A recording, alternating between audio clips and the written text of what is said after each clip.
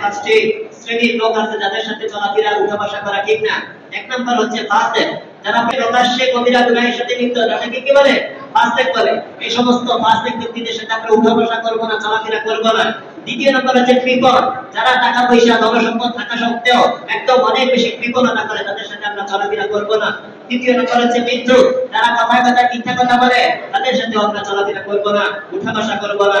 চতুর্থ নম্বর হচ্ছে নির্বোধ, যারা মূর্খ, তাদের সাথেও বেশি চলাফেরা করবেন না। যারা জ্ঞানের অধিকারী, তাদের সাথে বেশি চলাফেরা করার চেষ্টা করবেন। আর পাঁচ নম্বর হচ্ছে যারা আত্মীয়তার সম্পর্ক ছিন্নকারী, তাদের সাথে বেশি চলাফেরা করবেন না। যারা আত্মীয়তার সম্পর্ক রক্ষা করে, তাদের সাথে চলবেন। আপনি ভালো মানুষের সাথে চললে আপনার মধ্যেও ভালো গুণগুলো অটোমেটিক চলে আসবে। খারাপ মানুষের সাথে চললে আপনার মধ্যে খারাপ গুণগুলো আসবে। এজন্য ভালো মানুষকে নিজের সঙ্গী হিসেবে গ্রহণ করবেন, আর খারাপ মানুষগুলোকে একটু পরিহার করবেন। আল্লাহ তাআলা তাহলে আপনার মধ্যে অনেক ভালো ভালো গুণ আল্লাহ তাআলা আপনাকে দান করবেন।